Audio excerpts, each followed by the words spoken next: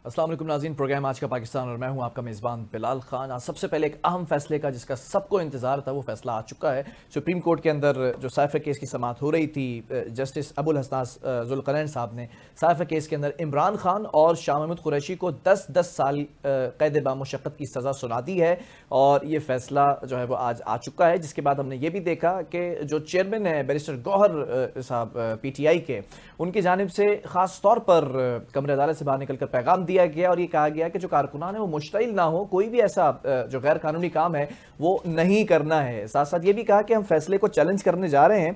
PTI के जो इस वक्त टॉप लीडरशिप है वो ये समझती है कि जो फैसला है इस फैसले को रिव्यू में जाना चाहिए और चैलेंज होने के बाद इस फैसले को जो है वो तब्दील होना चाहिए, क्योंकि 8 फरवरी इस वक्त ये डेट करीब आ चुकी है। 8 फरवरी 2024 को जो इलेक्शन होने जा रहे हैं उसके अंदर पहले ये शिकवा था कि PTI के पास लेवल प्लेइंग फील्ड मौजूद नहीं है, बल्कि प्लेइंग फील्ड से भी उनको महरूम कर दिया गया, क्योंकि जो उनके उम्मीदवार हैं वो अब तमाम उम्मीदवार आज़ाद उम्मीदवार की हैसियत से इलेक्शन लड़ते नजर आ रहे हैं। दूसरी तरफ हम ये देखते हैं कि बिलावल भुट्टो जरदारी जो चेयरमैन पाकिस्तान पीपल्स पार्टी हैं जोर आजमाते नजर आ रहे हैं, मनाजरे का चैलेंज भी करते नजर आ रहे हैं पाकिस्तान मुस्लिम लीग नून को। और तीसरी जानिब मुस्लिम लीग नून की जानिब से जो जवाबात दिए जा रहे हैं, बिलावल भुट्टो जरदारी हर जबान ज़द-ए-आम हो चुके हैं उनकी टॉप लीडरशिप के, जिस पर सहाफ़ी बिरादरी 12 सवाल करती रही है कि बिलावल भुट्टो जरदारी आपके लिए कहीं पंजाब के अंदर थ्रेट तो नहीं बन जाएंगे, जिस पर नून लीग का जवाब यह है कि बिलावल भुट्टो जरदारी खतरा नहीं है, बल्कि वो अगर जवाब सवालात कर रहे हैं तो जवाब देना हमारा फर्ज है। इसी पे बात कर लेते हैं। हमारे साथ हमारे पैनल हमें जो है वो ज्वाइन कर चुका है और ग्रैंड डेमोक्रेटिक अलायंस से पाकिस्तान मुस्लिम लीग फंक्शनल से उज़मा कामरान साहब हमें स्टूडियो में ज्वाइन कर चुकी हैं, आपका बहुत शुक्रिया। दूसरी जानिब हमारे साथ वीडियो लिंक पर मौजूद हैं सीनियर तज्ज़ियाकार हैं मेजर रिटायर्ड हारून रशीद साहब, आपका भी बहुत शुक्रिया।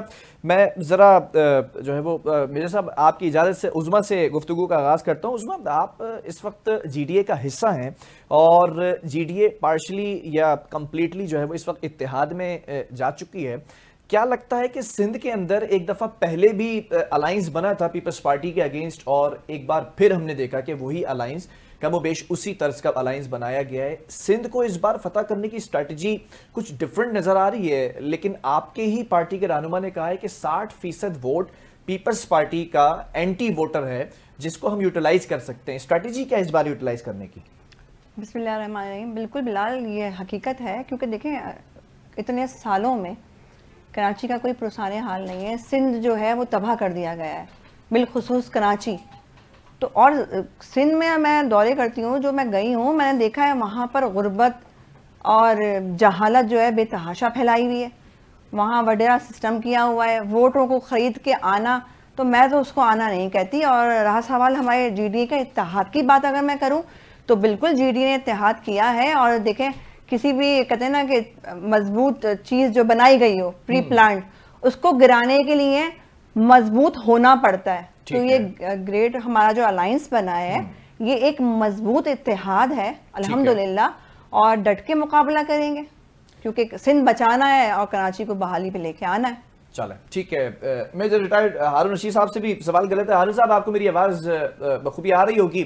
सवाल ये है कि जिस फैसले का इंतजार था तमाम सियासी जमातों को और ख़ास तौर पर PTI के कारकुनान को और उनके वोटर्स और सपोर्टर्स को, वो फैसला सुना दिया गया है। 10-10 साल कैद की सजा दी गई है। बैरिस्टर गौहर साहब तो कह रहे हैं कि इनका बस चलता तो ये फांसी की सजा भी सुना देते। लगता है क्या इस फैसले को चैलेंज करने की जो बात की जा रही है 8 फरवरी से पहले कुछ तब्दीली हो सकती है इस फैसले में? थैंक यू वेरी मच और फॉर इनवाइटिंग मी और अस्सलाम वालेकुम ऑल व्यूअर्स।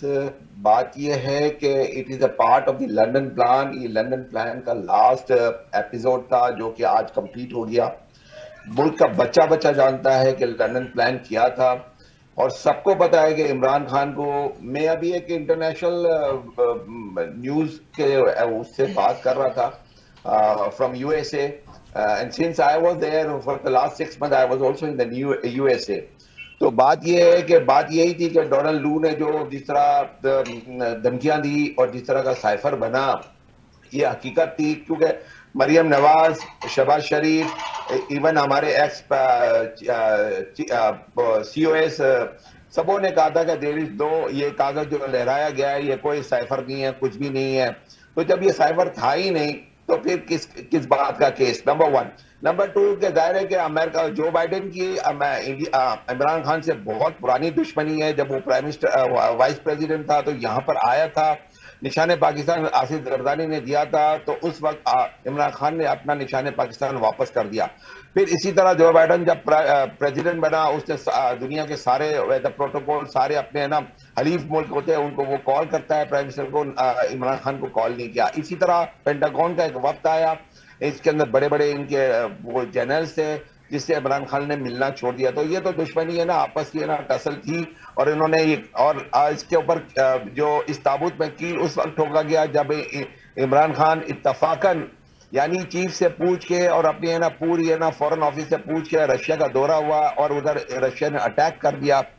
अब बात ये हुई कि इनको रशिया को है ना यूक्रेन को वेपन्स देने थे। $900 मिलियन का एक डील हुई है जिसकी वजह से IMF की लोन भी हमारी पास हुई है। $900 मिलियन का हमने असला दिया, जो हमारे पास गोला बारूद था वो यूक्रेन की है ना टैंकों में यूज होता था। और ये बिल्कुल मैं नहीं कह रहा हूँ, सारी इंटरनेशनल मीडिया में, UNO में, UK में, everywhere it is posted and वो सब कुछ है। रही बात इस फैसले की, दिस फैसला ये पहले इन्होंने हमसे है ना हमारा है ना गवर्नमेंट ले ली, फिर हमें नॉमिनेशन नहीं जमा करने दिए गए, फिर नॉमिनेशन जमा करने गए तो कागजात मुस्तरद कर दिए। जब कागजात मुस्तरद के वहां से भी हम बच गए तो कोई जलसा जुलूस झंडा तस्वीर कुछ करने नहीं दिया गया, उससे भी उनकी तसल्ली नहीं हुई तो इन्होंने हमारा बल्ला छीन लिया। और जब ये उन्होंने बल्ला छीन लिया तो उसके ऊपर भी है ना इमरान खान की पॉपुलरिटी में कोई कमी नहीं हुई।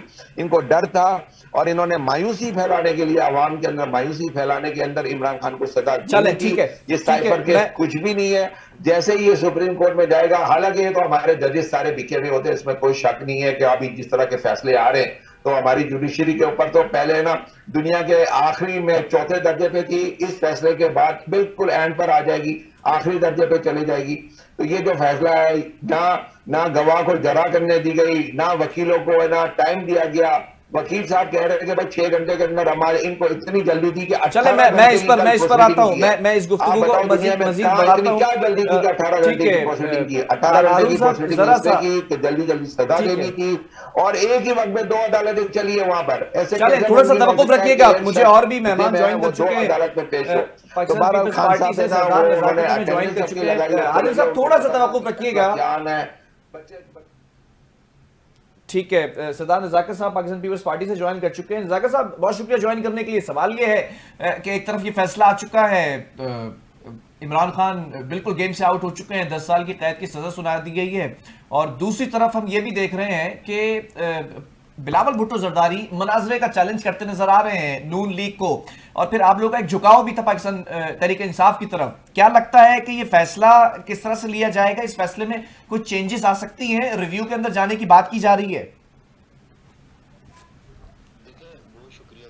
पाकिस्तान पीपल्स पार्टी बिलावल भुट्टो जरदारी साहब का डे 1 से ये स्टांस है कि पाकिस्तान के अंदर इक्वल लेवल प्लेइंग फील्ड मिलनी चाहिए, चाहे वो पाकिस्तान तहरीक इंसाफ हो या पीपल्स पार्टी हो या बाकी जितनी पॉलिटिकल पार्टीज हैं पाकिस्तान के अंदर जो इलेक्शन कॉन्टेस्ट कर रही हैं, सबको इक्वल लेवल प्लेइंग फील्ड मिलनी चाहिए। आपको याद होगा कि 3 महीने पहले जब इलेक्शन की डेट का अनाउंस हुआ तो chairman Pakistan Peoples Party Bilawal Bhutto Zardari साहब ने प्रेस कॉन्फ्रेंस करके कहा कि सबको इक्वल लेवल प्लेइंग फील्ड दे दें और एक मुनासिब यही होगा कि फ्री एंड फेयर इलेक्शन और ट्रांसपेरेंट इलेक्शन हो। तो मेरा अपना ख्याल है कि हमारी पार्टी की एक पॉलिसी है कि हम किसी का कोई पार्ट एंड पार्शल नहीं बनते, बल्कि हम पाकिस्तान के डेमोक्रेटिक सिस्टम के लिए जद्दोजहद कर रहे हैं और उस डेमोक्रेटिक सिस्टम के लिए जरूरी है कि तहरीक इंसाफ समेत तमाम पॉलिटिकल पार्टी को इक्वल लेवल प्लेइंग फील्ड मिलनी चाहिए। जहां तक आपने बात की चेयरमैन साहब के मनाजरे की, तो पूरी दुनिया के अंदर होता है कि जो भी प्राइम मिनिस्टर या प्रेसिडेंट के कैंडिडेट्स होते हैं वो टीवी पे आके मनाजरा करते हैं, अपना प्रोग्राम सामने रखते हैं, इलेक्शन मैनिफेस्टो सामने रखते हैं। तो इसमें कोई बुरी बात तो नहीं थी, लेकिन मेरा अपना ख्याल ये है कि नवाज शरीफ साहब की इतनी बोलने की कैपेसिटी तो हमें नहीं लग रही कि वो बिलावल भुट्टो जरदारी साहब के साथ मनाजरा करेंगे। और मेरा अपना ख्याल ये है कि होना तो चाहिए, पूरी दुनिया के अंदर होता है, वेस्टर्न कंट्रीज के अंदर जितने इलेक्शन होते हैं, इवन के पड़ोस में हिंदुस्तान के अंदर इलेक्शन होते हैं, वहां पे भी टीवी के ऊपर मुनाजरे होते हैं। अगर हमारी सेंट्रल एग्जीक्यूटिव कमेटी ने फैसला किया कि बिलावल भुट्टो जरदारी पीपल्स पार्टी की तरफ से प्राइम मिनिस्टर के कैंडिडेट हैं। इसी तरह नून लीग ने अगर फैसला किया है कि नवाज शरीफ साहब कैंडिडेट होंगे, अगर किसी को चूज किया तो सबके मनाजरे होने चाहिए और अवाम के सामने अपना अपना प्रोग्राम रखना चाहिए। तो मेरा अपना ख्याल ये है कि नवाज शरीफ साहब इसलिए एक्सेप्ट नहीं करेंगे कि क्योंकि वो बेसिकली वो उनका व्यू पॉइंट ये है कि हमारी बात हुई है, हम पाकिस्तान के जो इदारे हमेशा इनको इख्तियार में लाते रहे, वो इख्तियार में लेके आ जाएंगे, हमें किसी मुनाजरे की जरूरत नहीं है, जो पाकिस्तान के लिए बहुत अनफॉर्चुनेट है। ठीक है उस्मा, सवाल ये है कि जीडीए पहले भी जोर आजमा चुकी है, लेकिन खातिर का कोई ऐसे फातेह जो है वो ये सियासी जमात नहीं रही है, अलायंस नहीं रहा। इस बार आप लोगों का मंशूर क्या है कि सिंध के अंदर कौन कौन से ऐसी जगहें हैं या कौन कौन से ऐसे गड़े हैं जो जीडीए भर सकती है? जरा मंशूर के ऊपर भी बात कर लेना कि अगर आप इस बार फातेह हो जाते हैं, मैक्सिमम मेजॉरिटी के अंदर सीट्स लेने में कामयाब हो जाते हैं, तो किन चीज़ों के ऊपर पहले फोकस किया जाएगा? देखिए, सबसे पहले तो बुनियादी ज़रूरियात हैं। पीने का साफ पानी मुयस्सर नहीं है कराची के अंदर, पानी बिकने के लिए पानी है, पानी गरीब को मिलने के लिए पानी नहीं है, मुयस्सर नहीं है गरीब को पानी। सबसे पहले हमारी बुनियादी ज़रूरत जो है वो पानी है। ठीक है। बेरोजगारी है, स्ट्रीट क्राइम जो बढ़ गई है, जिसकी वजह से शरह जो है कम हो ही नहीं रही बेरोजगारी की वजह से। और फिर तालीम है, यकसा तालीम जब तक नहीं होगी, मियारी तालीम जब तक सिंध के अंदर नहीं होगी, सिंध की आवाम को शऊर नहीं मिलेगा। और दूसरी बात अगर मैं कहूँ कि बानिस्बत 2018 के, तो अब 2024 में कुछ हद तक आवाम में शऊर आया है और वो दिमागी कैद से काफ़ी हद तक आज़ाद हुए हैं। तो देखें अब इंशाअल्लाह जो अब इलेक्शन आ रहे हैं और 8 फरवरी को आप देखेंगे काफ़ी चीज़ें जो हैं वो चेंजिंग की तरफ जाएंगी और जा भी रही हैं, जो हम सूरत हाल देख रहे हैं। तो हमारे पास जो है हमारा प्लान तैयार है, क्योंकि बेहतरीन सिंध होगा तो मुत्तहद सिंध मजबूत पाकिस्तान का नारा हमने लगाया। बेहतरीन सिंध होगा तो आवाम को रिलीफ मिलेगा, आवाम को रिलीफ मिलेगा तो पाकिस्तान मजबूत होगा। यही हमारे एक अच्छा, लेकिन जब आप लोग बात करते हैं, ठीक है, आपके रहनुमाओं ने ये बात कह दी कि 60% anti Peoples Party vote Sindh के अंदर एग्जिस्ट करता है, लेकिन पिछले 15 सालों से ये anti Peoples Party vote Peoples Party को ही क्यों पड़ रहा है? पीपल्स पार्टी की ही क्यों मेजॉरिटी है? ये भी बड़ा सवालिया निशान है। पीपल्स पार्टी के ऐसे कुछ कैंडिडेट्स हैं जो बिला मुकाबला भी यहाँ पर जीत जाते हैं इलेक्शन से पहले ही, तो ऐसा क्यों है? फिर कोई उठकर खड़ा क्यों नहीं होता? आप लोगों के सपोर्ट में क्यों नहीं आते वो लोग? देखिए, पीपल्स पार्टी एक बड़ी जमात थी बड़ी जमात थी जब तक मोहतरमा जिंदा थी। अच्छा। मोहतरमा के नजरिए को लेके आगे चलते हुए इस पार्टी को जो है जोड़ा गया और जोड़ के ये पार्टी अभी भी जो है इक़्तिदार में बैठी हुई है। ठीक है। सबसे बड़ी बात, आपकी बिल्कुल बात ठीक कही आपने कि इनको मेजोरिटी में वोट्स मिलते हैं, मगर कभी आप थर के इलाके में या कभी पीर वोट गए? आप कभी आप गए कश्मीर गए? आपने वहां देखा है? वहां पर पूरी बिरादरियों के जो जिनके 1-1 लाख वोट हैं, तो उनके सरपंच को पेमेंट की जाती है और बताया जाता है कि आपको, आप इलेक्शन में खड़े तो इतनी सपोर्ट होगी, इतना पैसा मिलेगा, क्या आप हमें वोट देंगे? नहीं, तो अभी आप कह रही हैं वहां पर से वोट मिलते हैं। अवाम में शऊर नहीं है, सिंध के अंदर शऊर नहीं है। तो शऊर कैसे आएगा? जब गरीब का बच्चा पढ़ेगा। गरीब के बच्चों के स्कूलों में तो कितने फंड होते हैं, खा जाते हैं, भैंसी बंधी नहीं है। मैं खुद देख के आई हूँ, गवाह हूं मैं इस बात की, मुझे कैसे चुप करवाएंगे? कितने हॉस्पिटल ऐसे हैं जो कागजों में नामजद होकर बन चुके हैं, सब फंडिंग हो चुकी है, मगर वहां कोई हॉस्पिटल नहीं है, वहां कोई स्कूल नहीं है, वहां कोई तालीमी सेहती निज़ाम नहीं है। कब तक? अब आप अगर आप कहते हैं कि हम बहाली लाएंगे और खुशहाली लाएंगे, तो इतने सालों में क्या आप लोग सो रहे थे? उस वक्त आपको मैं सवाल कर लेता हूं, मैं पूछ लेता हूं।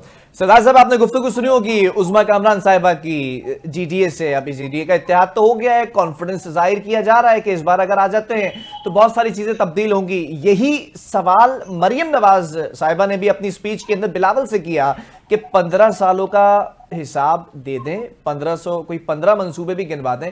जरा सरदार साहब, मैं चाहूंगा आप इसके ऊपर काउंटर कमेंट करें। देखिए, एक तो ये जो बात कर थी, मेरे ख्याल में जीडीए और इस तरह की जितनी आर्टिफिशियल तंजीमें बनाई जाती हैं पाकिस्तान के अंदर, वो एस्टेब्लिशमेंट के टूल के तौर पे हमेशा इस्तेमाल होती हैं। और एस्टेब्लिशमेंट इलेक्शन से पहले इनको एक लॉलीपॉप देता है कि आप खड़े हो जाएं, आप पीपल्स पार्टी के खिलाफ खड़े हो जाएं, हम आपको इक़्तिदार देंगे। अब ये लॉलीपॉप लेके कुछ अरसे तक इलेक्शन कैंपेन में आते हैं, पीपल्स पार्टी के खिलाफ बात करते हैं, और इलेक्शन के बाद जब इनको 0/0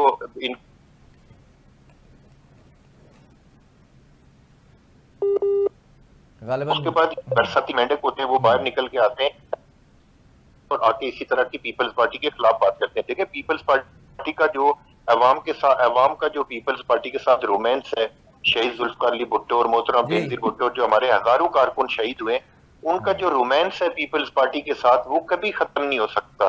कराची से कश्मीर और कश्मीर से कश्मीर तक पीपल्स पार्टी एक पॉलिटिकल एक हकीकत है। लेकिन सरदार साहब भुट्टो साहब के अवाम के साथ रोमांस को ललकार रही है इस वक्त नून लीग और इत्तेहादी जमातें। बिलाल देखो अगर आपने उनको तकरीर का मौका दिया है पूरा, या तो फिर उनको सोलो प्रोग्राम कर ले। मैं जवाब तो देने देना उनकी बात का। मैं आपसे जुज़वी तौर पर ये सवाल कर रहा हूं। जीडीए, अच्छा आपने खुद कमेंट कर लिया कि 60% एंटी पीपल्स पार्टी वोट नहीं, ये मेरा कमेंट नहीं है, ये पाकिस्तान मुस्लिम लीग फंक्शनल के सीनियर लीडर का ये जो है वो सुन लेना फंक्शनल कोई पार्टी है ही नहीं ना, ये तो एस्टेब्लिशमेंट के घोड़े जो पाकिस्तान के अंदर उन्होंने रखे होते हैं, जो बवक्त की जरूरत उनको इस्तेमाल में लेके आते हैं। ये कोई पार्टियां नहीं है।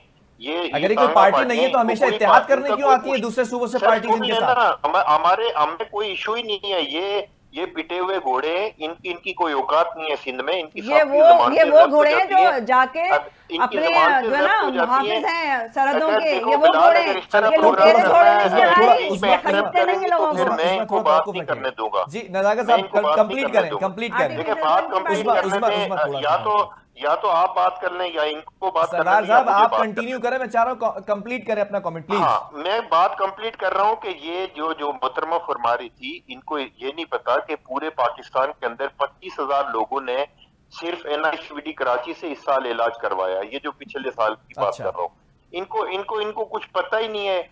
ये बेचारे पता नहीं किस दुनिया में रहते हैं। पाकिस्तान जो UNDP की रिपोर्ट उठा के देख ले कि UNDP ने लिखा कि सिंध वाहिद सूबा है जिसमें हेल्थ सेक्टर के ऊपर सबसे ज्यादा काम हुआ है। इनको पता ही नहीं है, ये पता नहीं किस चीज की बात कर रहे हैं। अच्छा, जब आप इस तरह के अनपॉपुलर लोगों को बुला के टीवी पे और जिनकी कोई पॉलिटिकल वर्थ नहीं होती, जिनकी पॉलिटिकल स्टेक नहीं होता, तो जब आप एक बड़ी पॉलिटिकल पार्टी के किसी बंदे के सामने बैठाते हैं तो कम से कम इनको पता तो होना चाहिए कि हमारे पॉलिटिकल वर्थ कितनी है। ये तो काउंसलर बनने के लाइक नहीं होते ये लोग। अच्छा, और आगे पीपल्स पार्टी के ऊपर क्रिटिसिज्म करते हैं और अपना कद बड़ा करने की कोशिश करते हैं, बड़े बड़े नाम लेते हैं।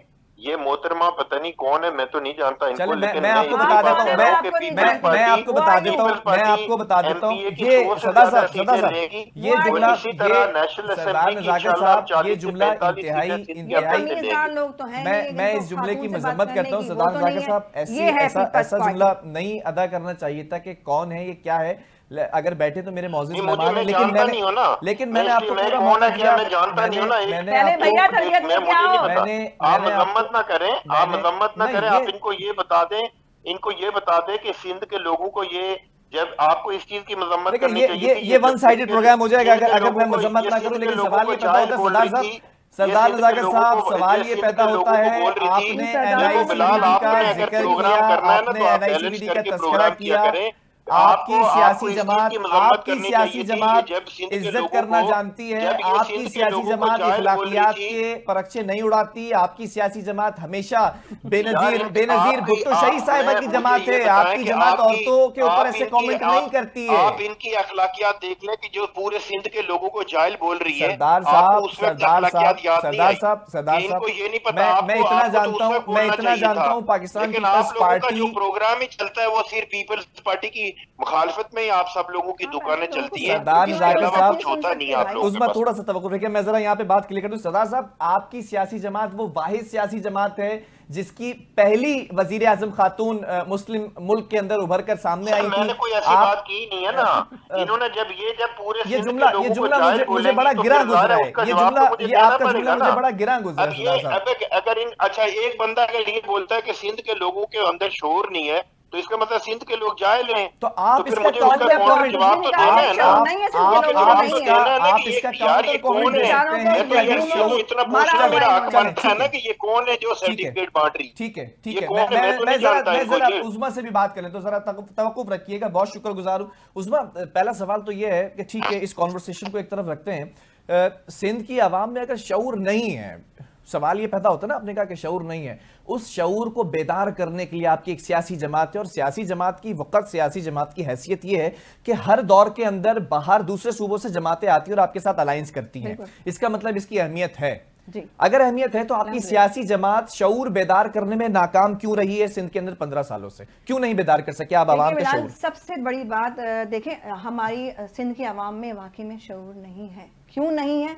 क्योंकि पूरे जब कुनबों को खरीद कर उनकी इजाजत के बगैर उनके ठप्पे लगाकर बैलेट बॉक्स भरे जाते हैं, तो आप क्या इसको शऊर कहते हैं? जब आवाम को आजादी नहीं दी जाती कि वो अपनी मर्जी से वोट कास्ट कर सकें, क्या आप इसको शऊर कहते हैं? और ये भाई जो फरमा रहे हैं, मोहतरमा बेनजीर भुट्टो साहिबा जिंदा थी, उनके होते हुए किसी औरत की तजलील नहीं की जाती थी। ये अल्लाह जाने कौन थे ये भाई, अल्लाह उनको नेक हिदायत दे। ये यहाँ ऑन कैमरा एक खातून से बदतमीजी पे बदतमीजी कर रहे हैं, ये आप पीपल्स पार्टी का शऊर कहते हैं? ये शऊर है इनका? आप बताएं, मैंने कौन सी इनसे बदतमीजी से बात की? मैं तो अभी भी मोहतरमा का नाम इज्जत से लेती हूँ क्योंकि वो काबिल तारीफ थी, वो पीपल्स पार्टी की शान थी, जान थी। उनके बाद अगर ये इमिटेशन लोग अगर इन्होंने उतार दिए तो ऑन कैमरा किसी की बेइज्जती करेंगे? ये शऊर है लोगों का? ये शऊर नहीं है। आप सियासत पे बात करें, आप किसी की किरदार कशी कर रहे हैं। एक चीज है, चलो पीपल्स पार्टी के साथ इंटैक्ट है, पीपल्स पार्टी के वोटर हैं, हम उनको इंसल्ट कैसे बर्दाश्त कर सकते हैं? आप तो सबकी कर रहे हैं साहब, लेकिन इंफरादी तौर पर आप ये तो नहीं कह सकते ना कि ऐसे लोग जिनकी पॉलिटिकल एफिलिएशन नहीं है या फिर काउंसलर बनने के काबिल नहीं है, ये हक किसको, किसने दिया आपको? जमात जो है ना, इमिटेशन होती है हमारे मुजाहिदीन जो है ना, फौज के हाथ लड़ नहीं रहे थे, एस्टैब्लिशमेंट का नाम कैसे ले रहे हैं? क्यों हमारे इदारों को ये लोग बदनाम करते हैं? जो सरहदों पे लड़ रहे हैं, अपनी जानें कुर्बान कर रहे हैं, उन लोगों का नाम क्यों इस्तेमाल होता है? मैं जरा तीसरे गेस्ट की तरफ भी बढ़ूंगा। ये हीटेड कॉन्वर्सेशन जो है वो ऐसे लोगों ने तो अपने ठीक है, उसमें थोड़ा सा मेजर हारून साहब भी हमारे साथ मौजूद हैं। हारून साहब, जरा गुफ्तगू इस पर कर लेते हैं। ठीक है, ये एक कॉर्नर हो गया प्रोग्राम का, लेकिन सवाल ये है कि सिंध की आवाम पर अगर बात हो रही है, क्या वाकई जो है वो शऊर बेदार करने की जरूरत है सिंध की आवाम में? ये इस बार 2024 के अंदर वो शऊर बेदार होता नजर आएगा? अगर शऊर नहीं है तो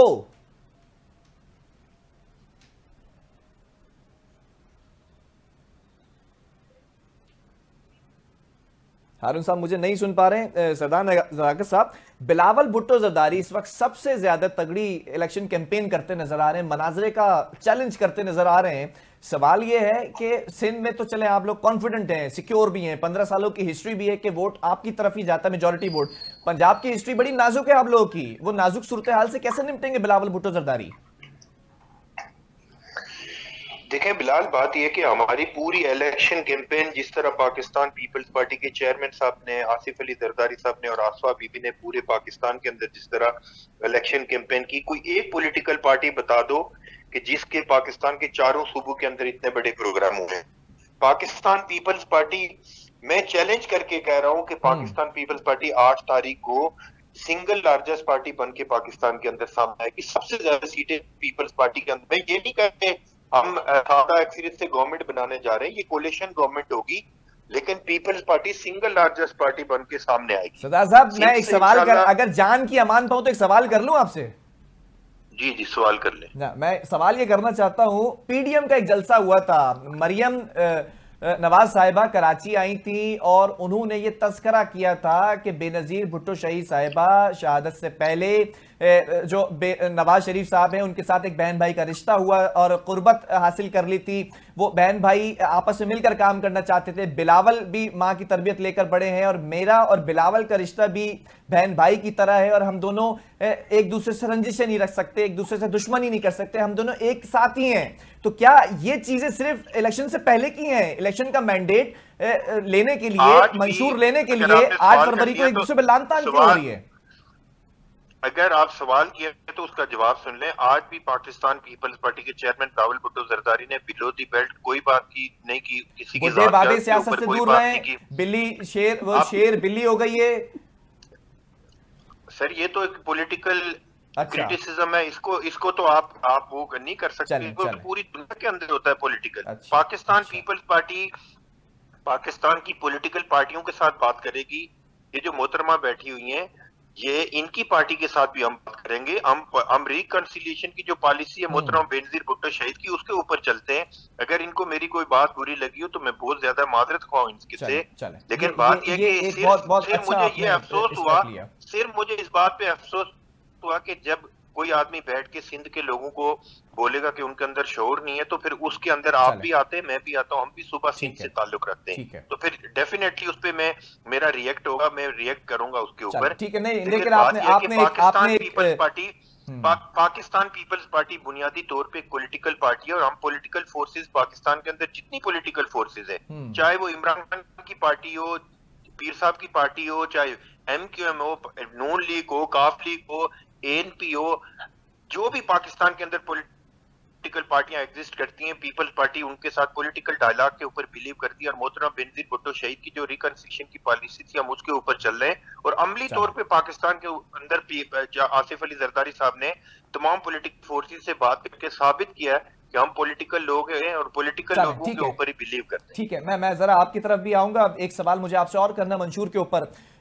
उस्मा माजरत कर ली है, और क्योंकि बेनज़ीर शहीद मोहतरमा की ये पार्टी है, और मैं ये समझता हूँ कि इस पार्टी ख़वातीन की इज्जत हमेशा करती रही है, उन्होंने जो है वो इस चीज़ के ऊपर माजरत की। लेकिन सवाल ये पैदा होता है, जिस मकसद के लिए आज आपको यहाँ बुलाया स्टूडियो में और ये कॉल पर सरदार साहब, वो बात ये है कि सिंध की असल जंग है, कि सिंध के अंदर आप लोग समझ रहे हैं कि मैक्सिमम सीट्स आप ले जाएंगी, लेकिन सवाल ये पैदा होता है कि कितनी सीट्स ले जाएंगे, क्या मेजॉरिटी में आ सकेंगे, क्या फंक्शनल ग्रुप या फिर GDA या फिर इत्तेहाद अपना वज़ीर आला बनाने में कामयाब होगी इस बार? देखिए, अभी हर कोई जो है वो इलेक्शन की तैयारियां करने में लगा हुआ है, और मैं भी पार्टिसिपेट कर रही हूँ, मैं भी कॉन्टेस्ट कर रही हूँ इलेक्शन में। बिलाल, इस वक्त जो सूरत हाल है ना, वो 2018 से बहुत डिफरेंट है। ठीक है, क्योंकि आवाम जो है वो बहुत मायूस है, क्योंकि पिछले 15 सालों से जो आप देख रहे हैं हशर नशर हुआ हुआ है। और दूसरी बात यह है कि मेरे भाई ने कहा कि इस्टेब्लिशमेंट की बात मेरे भाई ने की, तो मैं भाई को अपने जवाब दूं। बड़ा अहम सवाल था उनका, क्या जुल्फ़िकार अली जो भुट्टो थे, उन्होंने इस्टेब्लिशमेंट के कंधे पे रखकर इक़्तिदार में आने के लिए बंदूक नहीं चलाई थी? अच्छा, इसके प्रूफ हैं आपके पास? पीर साहब पगारा की अगर आप बात करते हैं कि पीर साहब की पगारा की पार्टी एमिटेशन है, तो भाई एमिटेशन पार्टियां जो हैं वो अपने जो है सरहदों की हिफाजत भी कर रही हैं। हुर जमात जो है हमारी चल रही है वहां पर। अच्छा। तो आप इस जमात को इस तरह से डिग्रेड नहीं कर सकते, कतई नहीं कर सकते। मैंने आपकी जमात के लिए कोई ऐसा जो है नाजेबा अल्फाज इस्तेमाल नहीं किया। मैंने हमेशा यही कहा, मोहतरमा बेनज़ीर भुट्टो शहीद बेहतरीन लीडर थी, मैं उनकी आज भी इज्जत करती हूँ और हमेशा करती रहूंगी। और दुनिया कहती है कि पूरे सिंध की आवाम में शऊर नहीं है, सिर्फ हम ही थोड़ी कहते हैं। आप किस किस को पकड़ेंगे? और दूसरी बात, इलेक्शन होने दें, इलेक्शन देखें 2018 के अंदर बिलावल भुट्टो साहब जो हैं वो लियारी गए थे, आपको भी याद होगा। जी, मुझे याद है, ये मुझे तो याद उनके ननियाल से उनको क्या रिस्पॉन्स दिया गया था, ये मेरे भाई खुद बता देंगे। ठीक है, मैं इस पे भी पूछ लूंगा। ठीक है, वो बता देंगे। तो देखें, हम भी इलेक्शन लड़ रहे हैं और आप भी इलेक्शन लड़ रहे हैं, और एक जंग भी लड़ रहे हैं सिंध के अवाम के लिए। अब जो जीतेगा वही जानता है, और जो जीतेगा वही सिकंदर। चले मुझे बता देना, जो जीतेगा वो सिकंदर होगा, जो नहीं जीतेगा वो क्या होगा। खैर, वज़ीर आला बनाने में कामयाब होगा इंशाल्लाह। कोशिश करना है, हम मुसलमानों का, इंसानों का ही काम है। जी, आपकी तरफ आ रहा हूं, आपकी तरफ आ रहा हूं। आखिरी कमेंट आप जरूर दीजिएगा, आपका हक है, लेकिन एक सवाल मैं यहाँ पर रखना चाहता हूँ। 18 के जो कैंपेन थी, बिलावल भुट्टो जरदारी साहब लियारी गए थे, बड़ा वालेहाना इस्तकबाल हुआ था, अगर आपको याद हो तो जरा उस पर भी कमेंट कीजिएगा प्लीज। जो लीडर अवाम में जाता है ना, तो अवाम का कोई भी रिएक्शन आ सकता है, हम इसको माइंड नहीं करते। तो लियारी तो उनकी जाए पैदाइश है बिलावल भुट्टो जरदारी साहब की। सर कोई इशू नहीं, कोई बाज़ औक़ात पैदाइश वहां के अस्पताल में हुई है। बिलाल देखो, बाज़ औक़ात अपने घर के ऊपर भी रेजिस्टेंस का सामना करना पड़ता है। क्या था कि रेजिस्टेंस हो गई, पाकिस्तान पीपल्स पार्टी तो बन गई वहां से। बिलाल, मैं आपकी मालूमात में थोड़ा सा एक इजाफा करना चाह रहा हूं प्लीज। मोहतरमा की जो पार्टी है GDA, जो इत्तेहाद बना हुआ है, इसने पूरे सिंध के अंदर गवर्नमेंट बनाने के लिए 65 सीटों की जरूरत है। 65 MPs होंगे तो सिंगल मेजॉरिटी के तौर पे गवर्नमेंट बनेगी। ठीक है, अच्छा, GDA ने उम्मीदवारी 30 खड़े किए हुए पूरे सिंध से। आप कैलकुलेशन, मैं आपको पूरे GDA के सारे उम्मीदवारों के नाम और हल्के सारे भेज अच्छा आप 30 मुझे सीटों वाला भेजिएगा, knowledge आप मेरे देंगे सवाल भाई का को, जवाब दे knowledge दें देंगे भाई को। कि बिलावल भुट्टो जरदारी साहब 18 में गए थे लियारी तो उनकी जाए पैदाइश है, पार्टी वहीं से बनी है, पार्टी फली फूली वहां से है। जुल्फिकार अली भुट्टो साहब ने वहां पर कितना काम किया है लियारी वालों के लिए। ऐसा क्या हो गया लियारी, एक दफा हमने देखा कि जंग ज्यादा माहौल रहा वहां पे, दहशतगर्दी उरूज पर रही, फिर लियारी के अंदर हमने बॉक्सर्स निकलते देखे, फुटबॉलर्स निकलते देखे, हुनर निकलते देखे, वो सारे हुनर खत्म हो गए तो लोग आपसे खफा हुए ना। 18 में उसका रिएक्शन देखा हमने। इस सवाल के आप इस सवाल पे बड़ा इंटरेस्ट ले रहे हैं ना, तो मैं आपको बता देता हूँ। Chairman Pakistan Peoples Party Bilawal Bhutto Zardari जब गए थे लियारी में, कुछ शर्पसंद अनासिर दूसरी पॉलिटिकल पार्टियों के और एक मजहबी जमात थी, मैं उसका नाम भी नहीं लेना चाहता। आप खुल के नाम लेना, आप हक रखते हैं। लोगों ने, मैं चलो नाम ले लेता हूँ, तहरीक लब्बैक के लोगों ने वहां पे गंद किया था। और ये गंद तो किसी जगह भी हो सकता है, कोई ऐसी बात तो नहीं है कि कोई अगर किसी ने दूर से होके पत्थर मार दिया तो आप बोले कि जी बिलावल भुट्टो जरदारी का इस तरह से इस्तकबाल हुआ, उस तरह से इस्तकबाल हुआ। देखें, होना तो ये चाहिए कि आज हम जो प्रोग्राम कर रहे हैं, हम अवाम के सामने अपना अपना मैनिफेस्टो, अपना इलेक्शन मैनिफेस्टो, अपना पूरा प्रोग्राम रखें, बजाय इसके कि हम एक दूसरे को क्रिटिसिज्म करें, एक दूसरे को बोले कि फलां के अंदर शोर है, फलां के अंदर शोर नहीं। यही कह रहा था आपको और मैडम उस्मा को भी।